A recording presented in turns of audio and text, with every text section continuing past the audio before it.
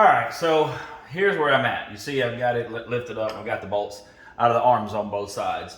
So basically what I'm gonna do, I'm gonna set my axle back at the 3 degrees of rake.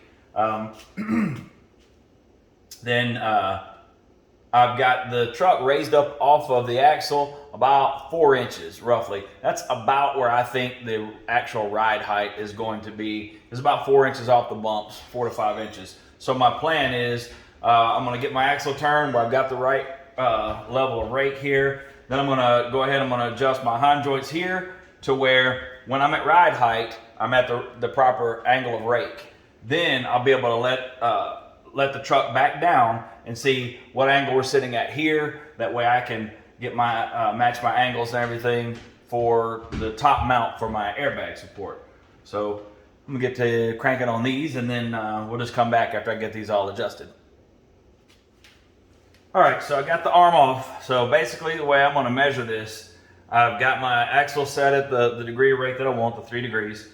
So I'd stuck the bolts back in because they've got some little lines that go across them. That way it gives me a good idea of whether I'm straight across it or not. So basically I'm gonna hold my tape measure right across where those straight lines are. I'll go back to the center of this one, and I am about 22 9/16 for the top. I already wrote that down over there. So now I'll just do the same thing for the bottom. We'll measure that right across here. And I am at 22 15/16, we'll say. That's cutting it pretty tight, 15/16. So now I'll show you how I set it over here.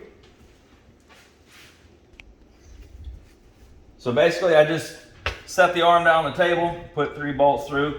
That way they're all sticking straight through. It's sitting on the misalignment spacers. That way I know it's sitting nice and flat. Now, what's funny is this was the bottom on the truck and this was the top.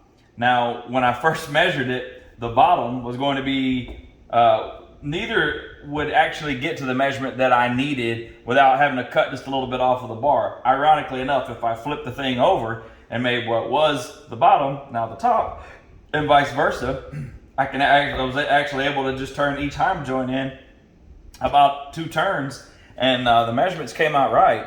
So if we look at our top right here, we'll measure them over. We are at 22 5/8, so just barely over 9/16. And then here we are 22 15/16. So we're good to go, ready to throw it back on. Now, I don't see any reason why it wouldn't operate like this, so we're gonna stick it on and see how it works out. All right, y'all, I ain't gonna lie. I just spent about, 45 minutes kind of staring at this thing and adjusting hind joints and moving this stuff around. What I didn't give a lot of thought to, if you do a parallel 4-link, you can just adjust the hinds and you can roll your axle however you need to. It's pretty simple. Well, just staring at this, you would think that it is also pretty simple, and it is. They will go in and out. But what I didn't account for is that as you go in and out with these, they actually get a little bit closer together or a little bit farther apart, which means that once the measurements were like I needed them to be for length, did not necessarily mean it was where they needed to be for the spread of the bolts there. So I had to, I've put this thing on and taken it back off like 4 times. I don't know, trying to get it all sorted out, trying to get all the measurements to hit. Basically, in the end, obviously it turned the arm over, which actually looks like it's going to work good, because when I let it all the way down before, the arm was kind of hitting right here in the bottom of this pocket, and I couldn't get the full amount of lift out of my big bags. Now it clears and I can get way more lift out of it, which is pretty cool. And I don't know, it looks cool, so I'm good with that. So what I ended up having to do was basically I set my axle, had it set for the rate that I needed, and I had to just extend the wheelbase about, I think it was almost 1/4 of an inch. So not too much. Basically, I had to get me enough run out so that I could still get my bolt spread, the spread between these two bolts where it needed to be, and still get the proper angle here. Rake. I call it rake. I don't know. It might be called something else officially, but I'm calling it rake.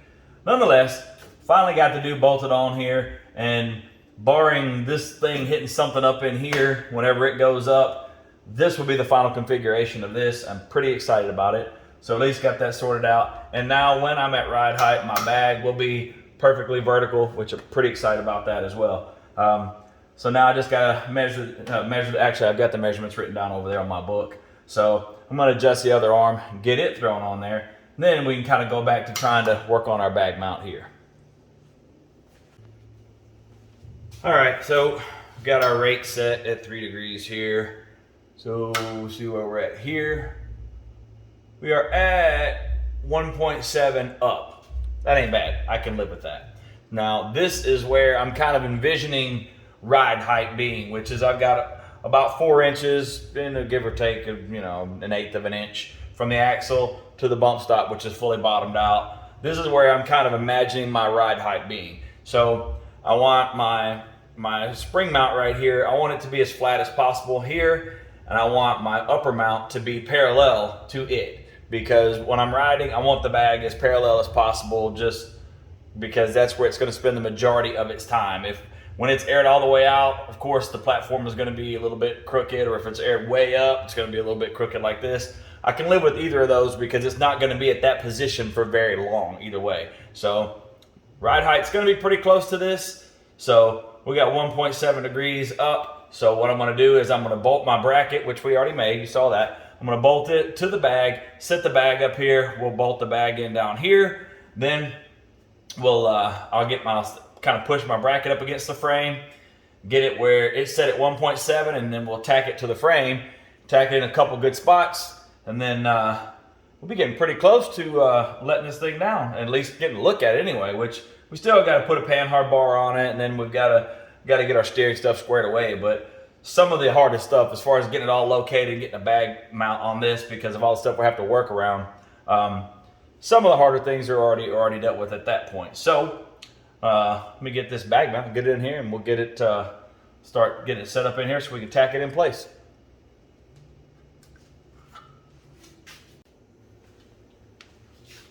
Well, you see, a little bit has changed. So in the process of all the adjusting on the arm and all that, this axle on this stand is, you know, it's a little bit rickety. It'll lean a little bit one way or the other. So in order to make sure that my axle is perfectly centered when I go to tacking the rest of this stuff together, I went ahead and I made me some boards that were identical. I ran through the plate and everything and made them, they're identical thickness. They're about 1/4 of an inch thick each. Put them on the head of the bolt on the back side so they're laying perfectly flat. Coming up, laying flat against the inside of my frame rail right here on both sides. So that way it's holding my axle, centered. I know it's kind of a primitive way of doing it, but well, let's be real. Pretty much everything I do around here is pretty primitive, and whatever, I just make it work. I work with what I got. That's what I got to do. So nonetheless, now we're going to grab this bracket, stick this bracket in this bag up here, see what it looks like. All right, so you see I got my bag just kind of thrown in here. It's kind of sitting up there loosely at the moment. The bolts are just kind of started in place. So stick them up there. And we'll get these bolts in here. That way we can kind of get stuff located where it needs to be here.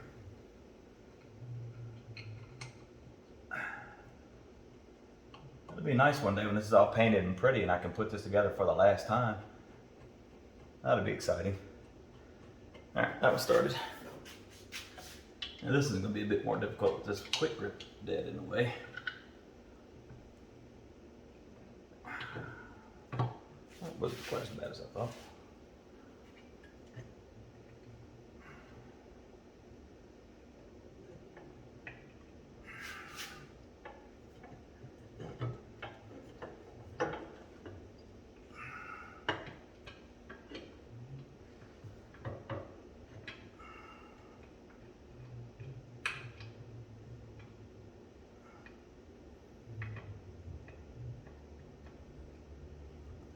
There it is. Finally. Thought it was. Oh yeah, I got it.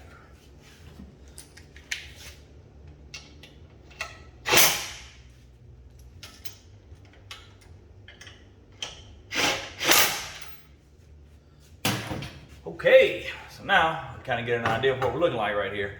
Now, you remember I did go ahead and cut a little bit out of this front arm so it can fit around this plate right here, and the back arm should sit flush against there. So the bottoms of these, in theory, should kind of hit right here around the bottom of the frame rail, if my calculations are correct.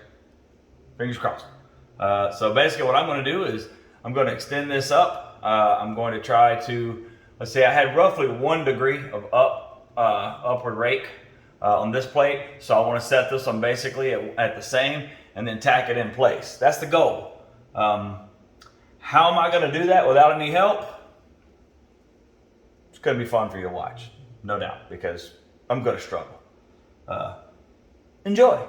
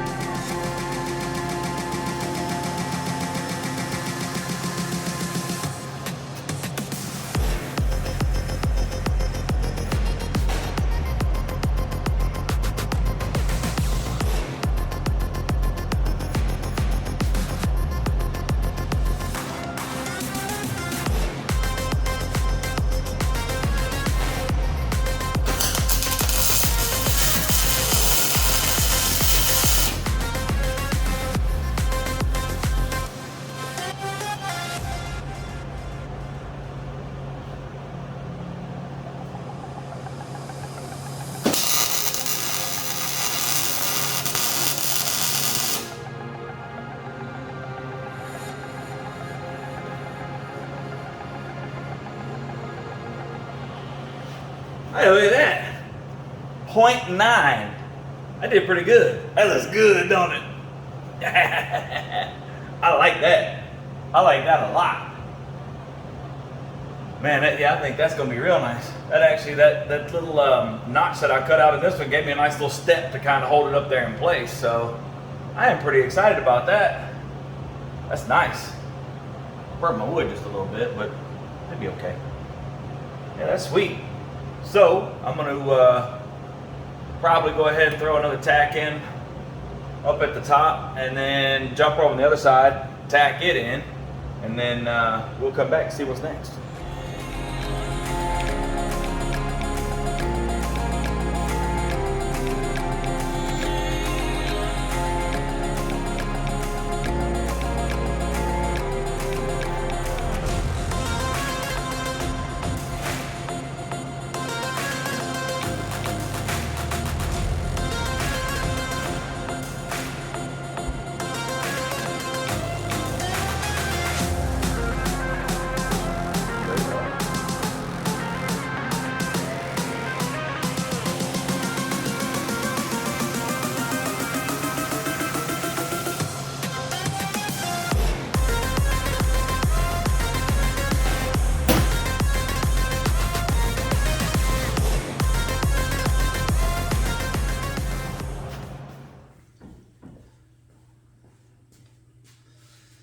Well, see, it was somewhere between the last clip and the next clip that you're about to see, that I was looking at this front suspension, and as the axle articulated, as it cycled, with that radius arm being so short, it creates such a sharp arc that I set it so that when I was at ride height, the level where the pad where the bag sat was perfectly flat. And then I set it so the top mount would be perfectly flat as well, so my bag would be running vertical and be really nice that way. That way it would work so as the suspension moves, it doesn't collapse on itself too much and rub a lot of areas. Well, once I got it all set up and together, I raised the truck up and down several times. I thought I videoed it. I don't know what happened to it. I can't find it, but whatever, I'm telling you now.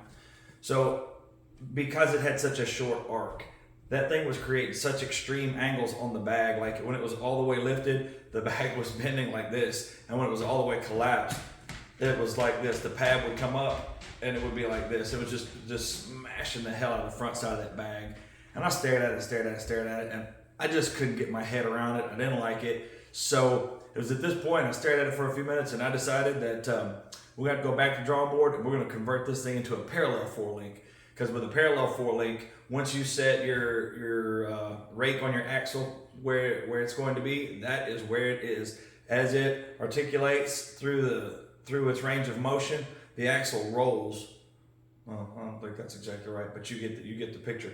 The platform where the bag sits stays parallel to the top platform the entire way. Now the axle will move backward and forward just a little bit because of the short arc, but it's not that much. It's nowhere near any of the angles that it was seeing with the radius arm. So that put us back where you're about to see, starting from scratch again. Well, sort of from scratch. So here we go.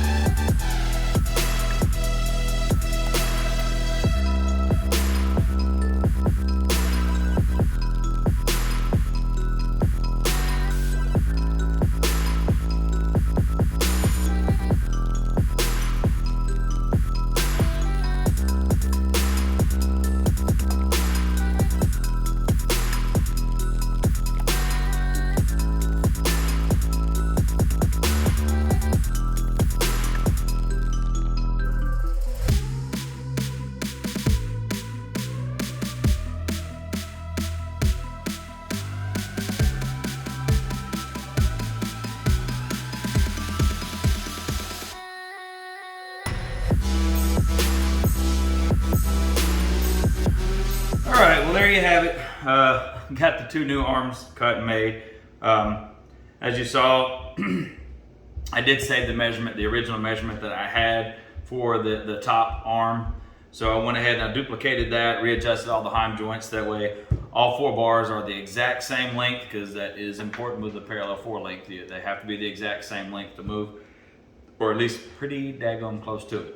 So next thing is I've got to make the plates for the new mount for this bar. Essentially what I'm going to do is I'm just going to make 2 ears that will hang down off the bottom of the existing mount, get them tacked in place. Then once I've got them tacked in place, I'll pull them back off the truck and I'll make kind of a bottom and a back end for it to kind of brace it all up, final weld it all, and repaint it, and then we'll be back to square zero again, I guess. I don't know, square one, square zero, whatever, call it what you want.